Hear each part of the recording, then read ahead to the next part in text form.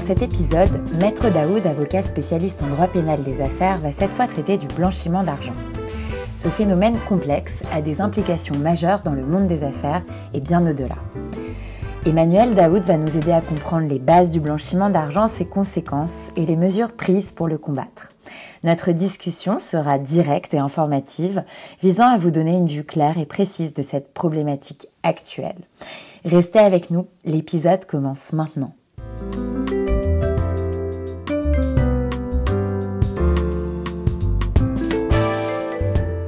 Bonjour Maître Daoud, merci d'avoir répondu présent à notre invitation pour parler aujourd'hui de prévention du blanchiment d'argent et au financement du terrorisme. Il est reproché à UBS d'avoir encouragé des clients français à placer en Suisse des sommes non déclarées à l'administration fiscale française pour une durée de 8 ans.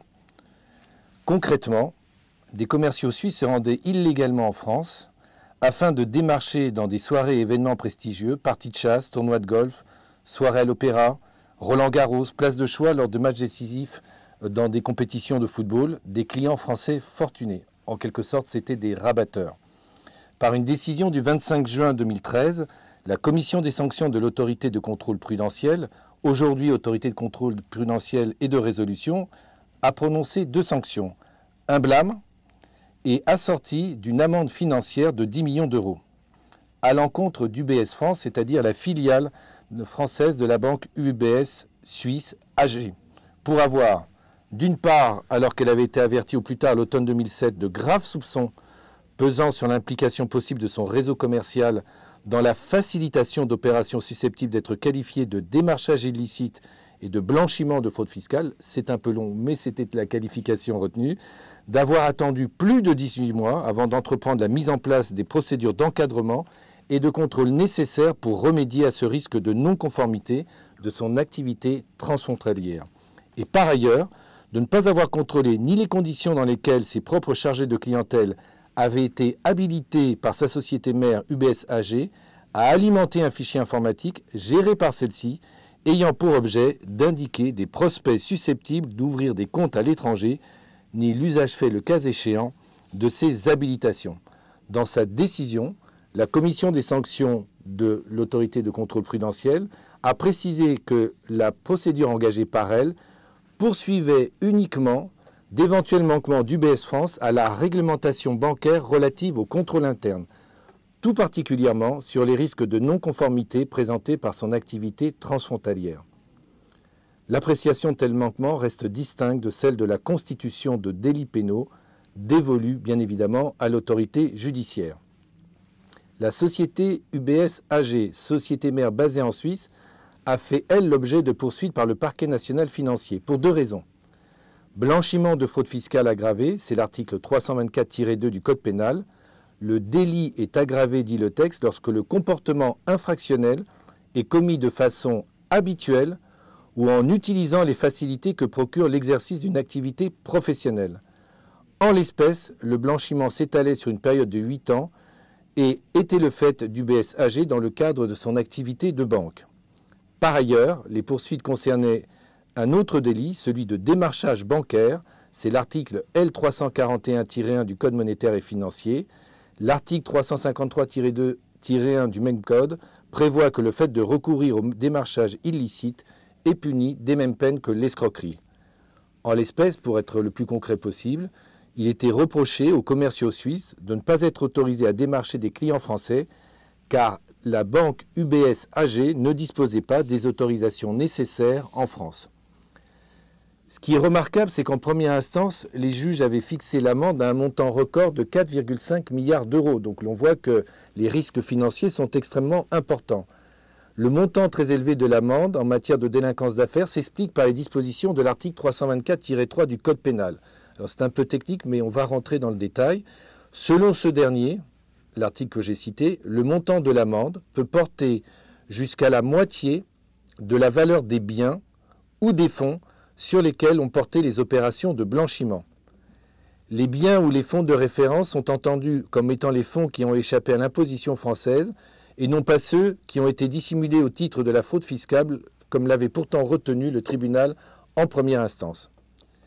Puisque la méthode de calcul de l'amende retenue était celle basée sur le montant d'impôt éludé, UBS a défendu avec succès l'idée qu'il était impossible d'établir le montant des recettes fiscales françaises perdues et donc de retenir le montant maximal d'amende, s'élevant à la moitié des fonds qui ont servi au blanchiment. En effet, les carnets tenus par la Banque suisse, que l'on a d'ailleurs appelés dans cette affaire les carnets laitiers, puisqu'on tout était noté à la main, ne permettaient pas à la justice française d'établir le montant de la fraude. Par conséquent, la Cour d'appel a été contrainte de retenir un montant d'amende plus faible qu'en première instance, puisqu'il ne s'est élevé qu'à la somme de 3,75 millions d'euros. Donc on part d'un montant record de 4,5 milliards d'euros en première instance, avec un résultat en appel de 3,75 millions d'euros. Elle a déterminé ce montant en appliquant l'article 131-38 du Code pénal, prévoyant que le taux maximum de l'amende pour les personnes morales est égal au quintuple des peines applicables aux personnes physiques. Néanmoins, les juges d'appel ont considéré qu'à défaut de pouvoir fixer le montant de l'amende à la moitié des impôts éludés, puisque le parquet national financier considérait que cette somme s'élevait à 9,6 milliards d'euros, la Cour a décidé d'augmenter le montant initial d'amende fixé à 3,75 millions d'euros d'une peine confiscatoire de 1 milliard d'euros. Voilà les chiffres, l'ordre de grandeur de ces chiffres. Pour mémoire, pour celles et ceux qui ne connaissent pas le dossier, cette somme avait dû être versée par la Banque suisse à titre de caution au début de la procédure. Donc très important, quand on est confronté à ce type d'infraction du côté des personnes morales, on peut avoir, alors même que l'on est présumé innocent, alors même qu'il y a une enquête préliminaire, voire même une information judiciaire et que l'on est mis en examen, des saisies qui sont pratiquées pour des montants qui peuvent être extraordinairement compétents. Et cela avait été contesté par la défense d'UBS AG et la Chambre de l'instruction de la Cour d'appel de Paris avait confirmé cette saisie. Et de mémoire, la Chambre criminelle de la Cour de cassation l'avait également confirmé en son principe en disant on peut malgré tout, dans le cadre d'une enquête préliminaire, procéder à des saisies de ce montant. Cette somme avait été rendue nécessaire, avait dit la Cour d'appel, cette peine confiscatoire comme un complément de la peine d'amende de 3,75 millions d'euros compte tenu de la gravité de l'affaire. C'était la motivation qui avait été retenue par les juges d'appel. La défense a considéré cette justification comme faible, puisqu'elle a contesté l'origine de la peine complémentaire de confiscation. Et pour faire simple, elle considérait que la Cour d'appel avait sorti de son chapeau cette peine confiscatoire. Et je dois dire que c'est comme une série Netflix, à savoir qu'il y a eu un pourvoi en cassation. La Cour de cassation, la Chambre criminelle de la Cour de cassation a confirmé les déclarations de culpabilité. En revanche, elle a cassé l'appel ou l'arrêt d'appel sur cette peine confiscatoire. Il y aura donc une troisième manche qui ne va porter que sur le montant finalement des sanctions financières qui auront ou qui vont frapper UBS AG.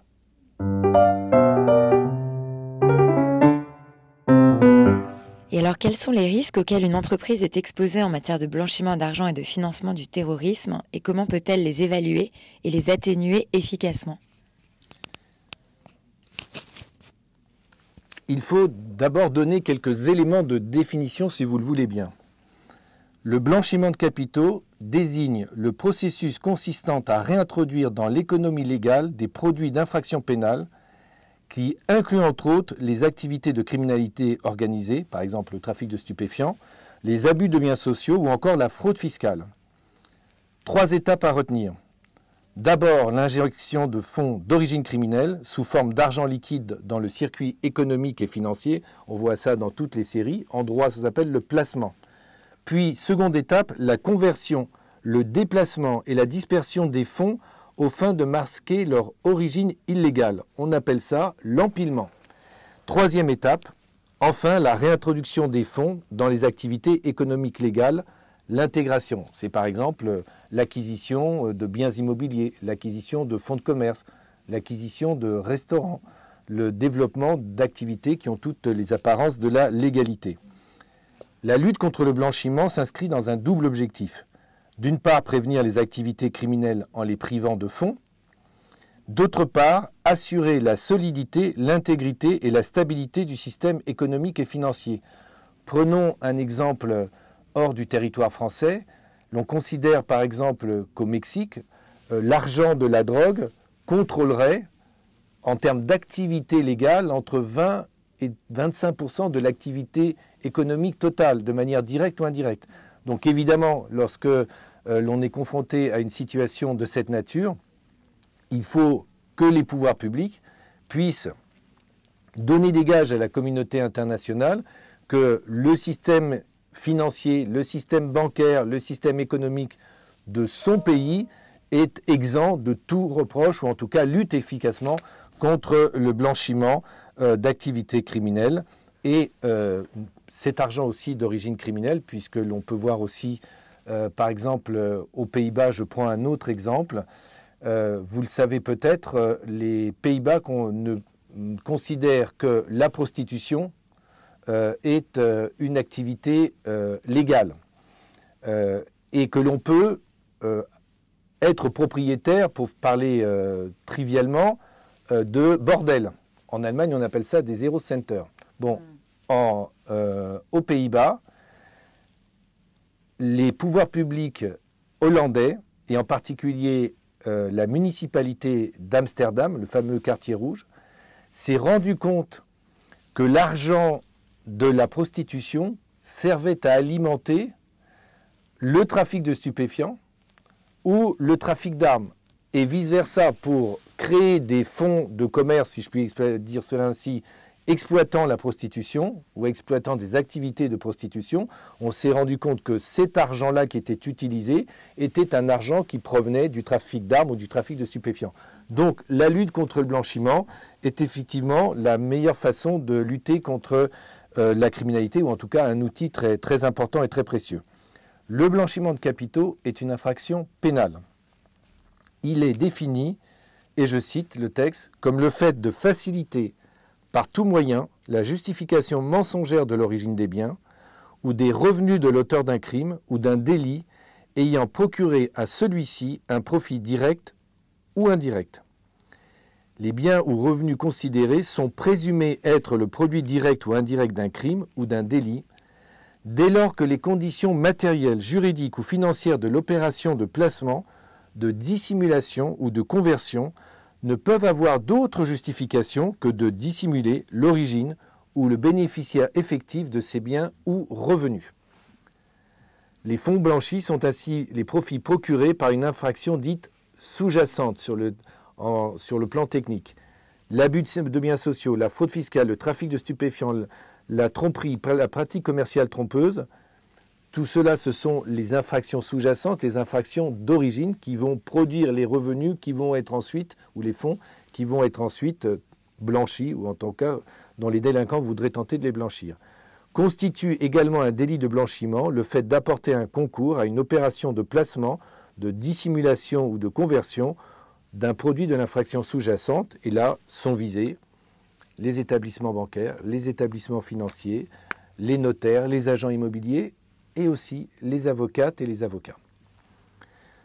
Le blanchiment est puni de 5 ans d'emprisonnement et de 375 000 € d'amende, mais il peut être puni de 10 ans d'emprisonnement et de 750 000 € d'amende lorsqu'il est commis de façon habituelle ou en utilisant les facilités que procure l'exercice d'une activité professionnelle ou lorsqu'il est commis en bande organisée.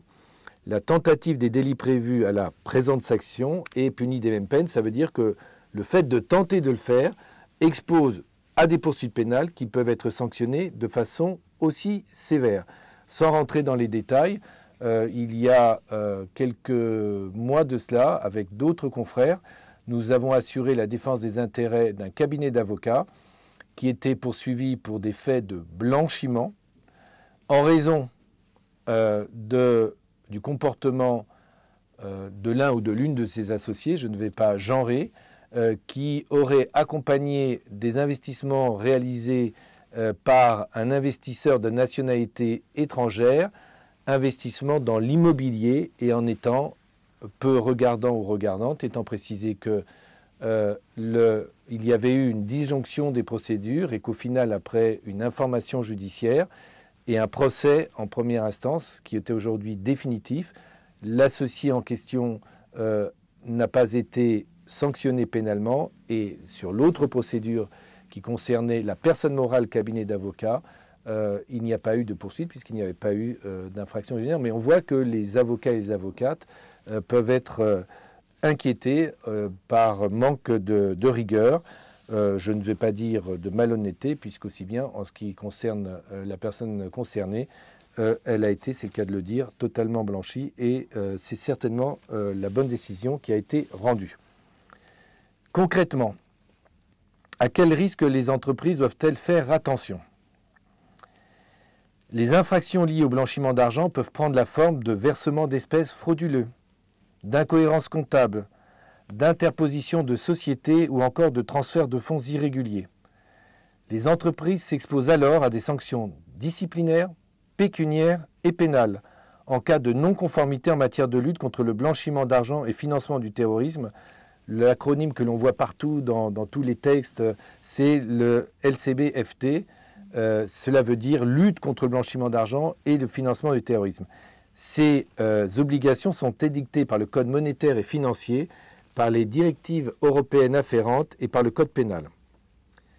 Les dispositions du Code monétaire et financier dressent une liste d'obligations auxquelles sont soumises les entités assujetties, c'est-à-dire les entreprises.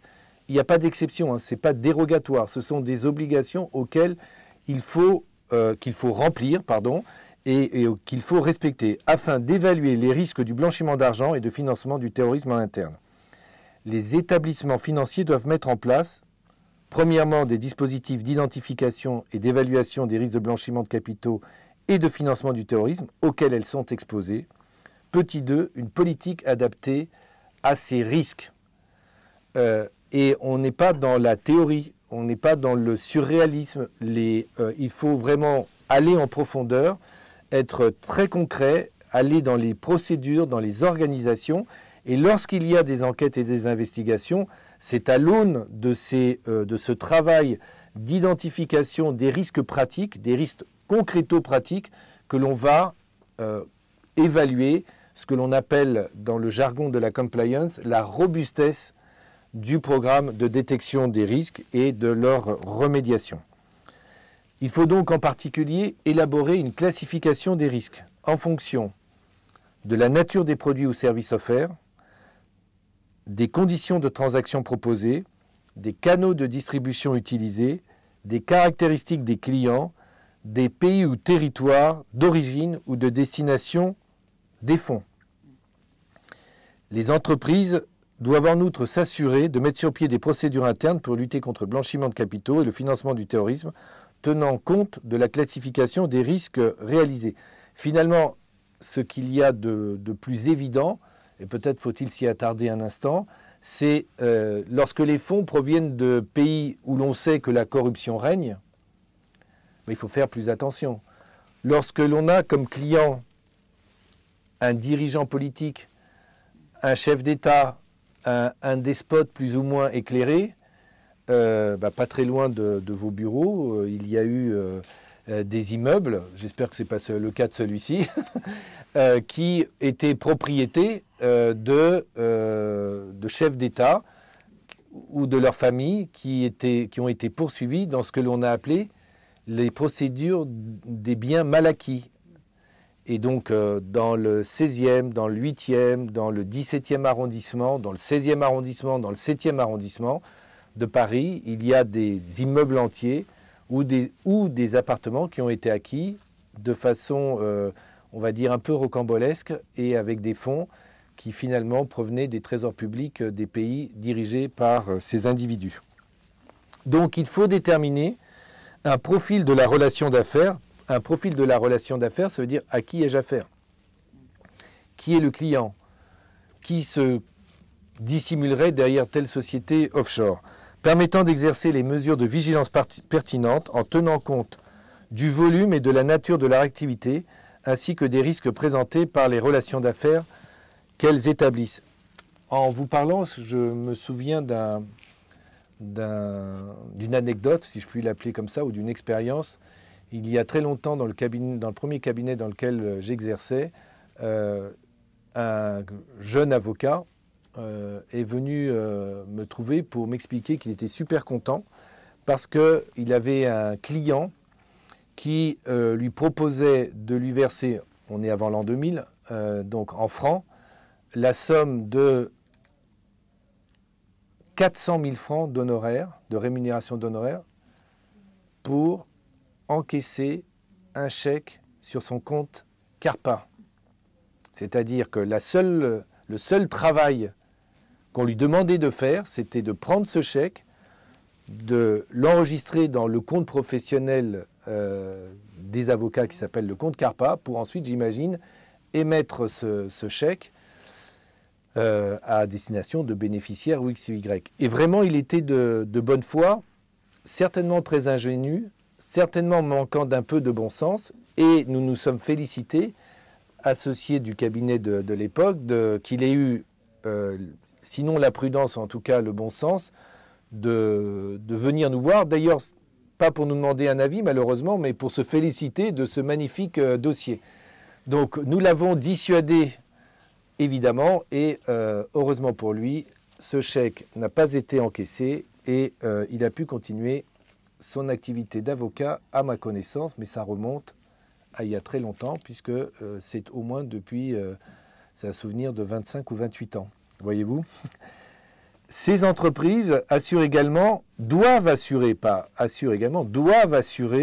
l'information et la formation régulière de leur personnel. Et lorsqu'il y a des contrôles, c'est vraiment un point qui est vérifié. Donc, ce n'est pas une formation ou une information qui est donnée une fois. C'est de façon récurrente. Les collaborateurs et collaboratrices, à tous les stades de l'entreprise, en particulier lorsque on est dans le monde bancaire et financier et que l'on doit manier des fonds, valider des opérations financières, doivent avoir ce type d'information et de formation de façon récurrente, régulière. Je ne veux pas me répéter, mais malgré tout je le fais parce que c'est un point d'attention et d'alerte très important pour les entreprises et d'ailleurs aussi pour les directions juridiques de ces entreprises.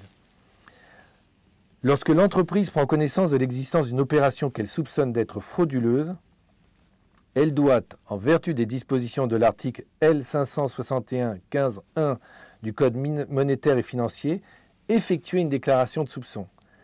Dès lors qu'elle pense que les sommes proviennent d'une infraction passible d'une peine privative de liberté supérieure à 1 an ou sont liées au financement du terrorisme, ça a l'air très abscon, mais ça veut dire grosso modo que, à part les contraventions, quasiment toutes les infractions sanctionnées sont sanctionnées de plus d'1 an d'emprisonnement ou si on a évidemment un doute quant au financement du terrorisme. Donc, déclaration de soupçon, c'est comme ça que l'on appelle cette déclaration et elle doit être faite en France à Tracfin. Nous allons y venir dans quelques instants.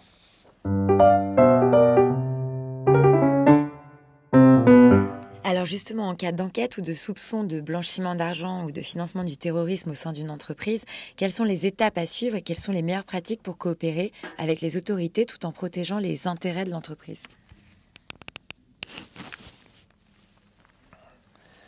Ce qui est fondamental, très important, c'est la déclaration de soupçon à Tracfin. En cas de soupçon de blanchiment d'argent, l'entreprise doit procéder à une déclaration de soupçon auprès de la cellule de renseignement française qui s'appelle Tracfin. C'est l'article L561-15 du Code monétaire et financier. La loi ne prévoit pas un seuil minimum pour effectuer une déclaration de soupçon d'une transaction. Ce n'est pas 100 millions d'euros, ce n'est pas 10 millions d'euros, ça peut être beaucoup moins. J'ai un soupçon. Et si ça porte sur 1 500 euros, ça sera sur 1 500 euros. Et lorsque l'on prend connaissance de dossiers liés au financement du terrorisme, l'on s'aperçoit que dans certains dossiers, ce sont des versements en espèces ou des retraits en espèces réguliers de 500, 1500, 2000 euros. Donc vous voyez que ce n'est pas des sommes colossales qui vont attirer l'attention et d'ailleurs, à l'attention de l'ensemble de vos auditrices et auditeurs, si on prend l'habitude de faire régulièrement des prélèvements en espèces de façon très régulière, ça peut déclencher une déclaration de soupçon ou lorsque l'on encaisse régulièrement des sommes en espèces. Par exemple, les personnes qui ne déclarent pas leur location Airbnb et qui versent ce qu'ils reçoivent en espèces de la part des locataires, ça peut donner lieu à ce type de déclaration de soupçon. Autre point très important, cette déclaration doit intervenir avant la réalisation de l'opération frauduleuse dans la mesure du possible. Par dérogation, la déclaration peut être faite postérieurement à la réalisation de l'opération dans les cas où il était impossible de surseoir à son exécution ou que le soupçon est apparu après la réalisation de l'opération frauduleuse. Je me souviens d'une affaire dans laquelle j'ai donné, ça paraît prétentieux, voire vaniteux, mais où j'ai donné un des meilleurs conseils de ma vie professionnelle. C'était dans l'affaire qu'on appelait l'escroquerie à la taxe carbone.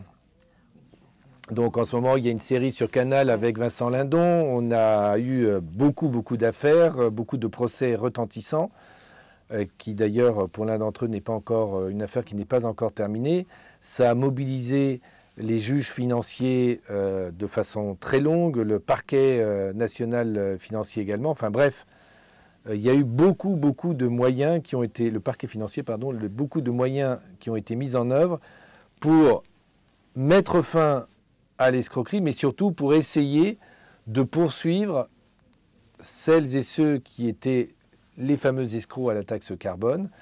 Et certains avaient pris la fuite, sont revenus, ont été interpellés et et ailleurs. Mais en tout cas, ça a été un dossier emblématique. Il se trouve que j'ai été l'avocat d'une société, qu'évidemment je ne citerai pas, qui avait une activité de trading parmi ses activités. Et parmi ses clients, il y avait un certain nombre de ces sociétés qui achetaient des droits carbone en Europe et qui les revendaient sur le marché français. Et bref, à l'initiative de leur avocat en droit des affaires, cette entreprise avec ce confrère sont venus me consulter en me disant ce que je devais penser d'une alerte qui, de mémoire, avait été émise, je crois me souvenir, par la Caisse des dépôts et consignations de mémoire. Hein. Non, par Bluenex, pardon, qui était le marché financier concerné. Et donc, au vu de cette alerte, je leur ai recommandé de procéder à des déclarations de soupçons pour tous leurs clients sur ce marché, mais immédiatement. Pour se protéger. Exactement. Et donc, ils l'ont fait dans les 24 heures. Je crois que moins de 2 semaines après, le marché a été fermé quand la révélation a explosé, le poteau rose a été découvert et les dirigeants ou le dirigeant de cette société a été auditionné par les services de la douane judiciaire et dans un premier temps, il était plutôt considéré comme très suspect. Et le fait d'avoir procédé à ces déclarations de soupçons et évidemment d'avoir apporté d'autres éléments permettant d'attester qu'il n'avait pas pu déceler derrière les sociétés clientes la fraude, a permis à cette entreprise de ne pas être poursuivie, à ses dirigeants de ne pas être poursuivis, voire même de se constituer partie civile dans les dossiers qui ont donné lieu à une traduction judiciaire. Si l'on poursuit ce que doit être cette déclaration de soupçon, elle doit être précise et elle doit comporter à la fois des éléments d'identification relatifs à l'entreprise déclarante ou des éléments d'identification relatifs au client. Il faut s'attacher à exposer de manière détaillée les raisons qui ont conduit le professionnel à alerter Tracfin. C'est un point fondamental, ça aussi, parce que parfois les entreprises concernées ou les professionnels concernés sont dans un conflit de loyauté. Parce qu'en fait, je dénonce mon client, je dénonce ma cliente. Comme l'on dit vulgairement, je balance. Et comme je suis dans ce conflit de loyauté, je me dis que je ne vais pas tout dire, ou que je ne pourrai pas tout dire, et que je vais faire juste le service minimum.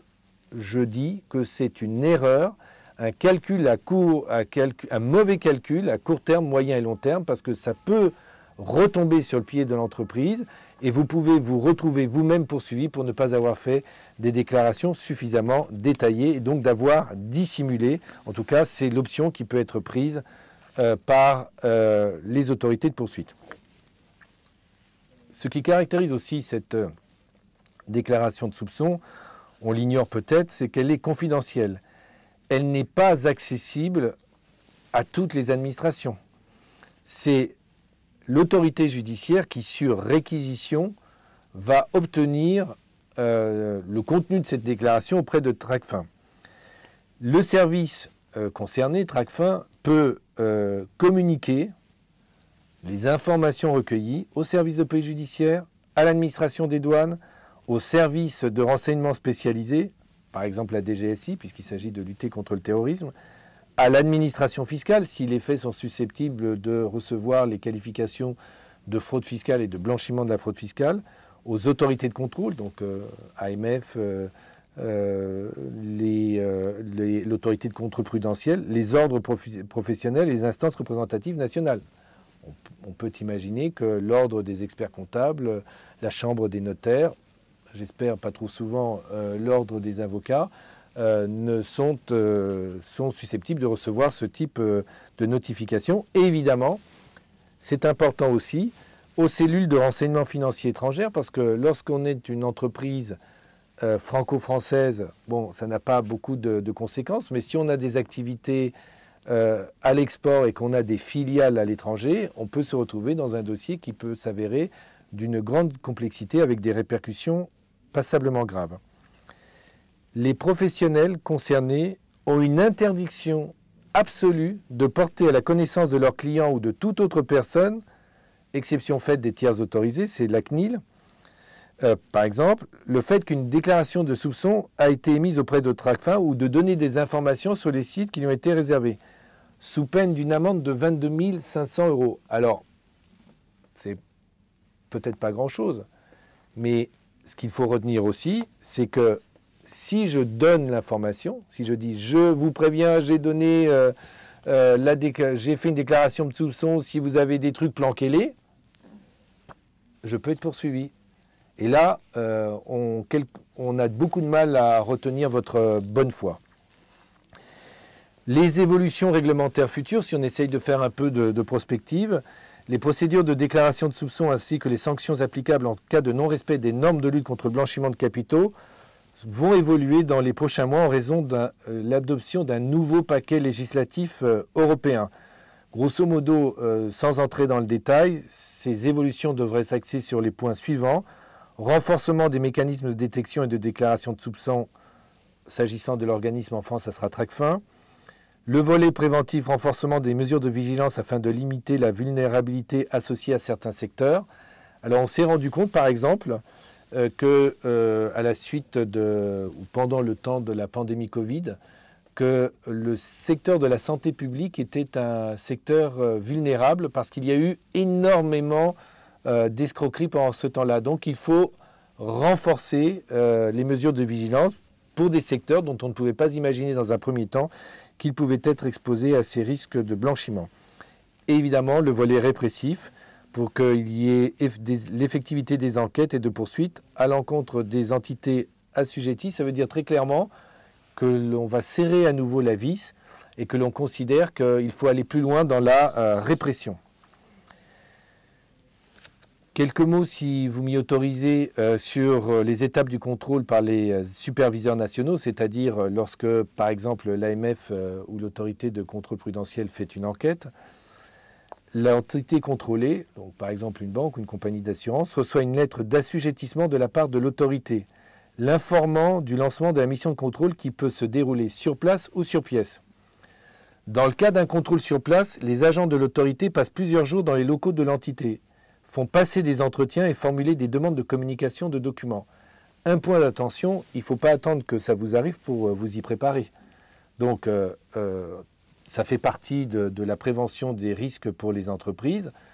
On se prépare à ce type de contrôle, on prépare les personnes qui seraient susceptibles d'être auditionnées, on essaye aussi d'imaginer avec la direction juridique, la direction du contrôle interne, la direction de l'audit, quels sont les documents qui doivent être prêts. Bref, on doit se préparer pour ne pas réagir de manière désordonnée et sous l'affolement, même si on a été prévenu, parce que l'expérience montre qu'il y a évidemment une forme d'angoisse ou d'anxiété lorsque l'on est confronté à ce type de situation. C'est un sentiment que l'on a tous rencontré.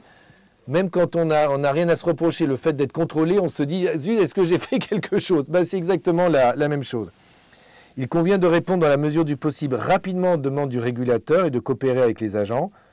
Ce n'est pas pour prêcher pour la chapelle des avocates et des avocats, mais il me semble à peu près évident qu'il faut se faire accompagner d'un avocat ou d'une avocate qui s'assurera en premier lieu que les contrôleurs agissent conformément à la charte de contrôle publiée par l'autorité. En matière de perquisition fiscale, les avocats sont là. En matière de perquisition autorité de la concurrence, les avocats et les avocates sont là. En matière de perquisition pénale, nous ne pouvons pas être là, c'est le code de procédure pénale. Mais donc, si un avocat ou une avocate peut être là, nous sommes là aussi pour veiller à la régularité de la procédure, mais sans se comporter comme des pyromanes. On n'est pas là pour générer du conflit, mais simplement faire notre travail aux côtés de nos clients. La plupart des contrôles donnent lieu à l'envoi d'une lettre de suite signée par le secrétaire général de l'autorité. Cette lettre demande de mettre en place des actions correctrices sur tout ou partie des points constatés lors du contrôle. Ça veut dire que le contrôle s'est bien passé. Lorsque le contrôle ne s'est pas très bien passé, la lettre de suite, elle prend une autre tonalité, c'est-à-dire qu'au regard de la gravité des manquements qui auraient été constatés, le secrétaire général de l'autorité peut proposer au collège de l'autorité une mesure de police administrative ou l'ouverture d'une procédure de sanction. Dans ce cas, le dossier est transmis à la commission des sanctions de la CPR ou de l'AMF. Voilà ce que je puis vous dire sur le sujet. Merci beaucoup.